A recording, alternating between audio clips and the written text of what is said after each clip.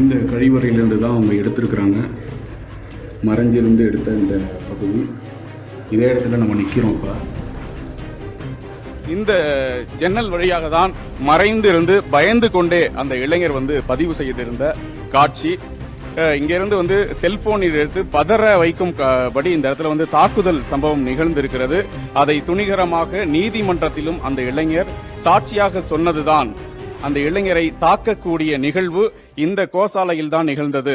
இறுதியாக அந்த இளைஞர் தாக்கப்பட்ட பிறகு இங்கிருந்துதான் அந்த இளைஞர் மருத்துவமனைக்கு ஒரு தலைமை காவலரால் அழைத்து செல்லப்பட்டார் என பதிவுகள் கூறுகின்றன.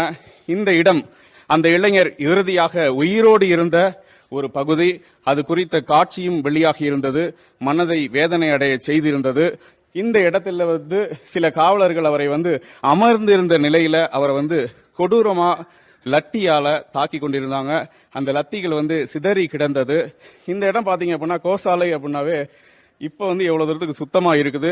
ஆனா இந்த இடத்துல இரத்த துளிகளோ சிறுநீர் உள்ளிட்ட எந்த ஒரு கசிவுகளும் இல்லை என்று நீதிமன்றத்தில் அறிக்கை தாக்கல் செஞ்சிருந்திருக்காங்க காவல்துறையினர் தரப்புல.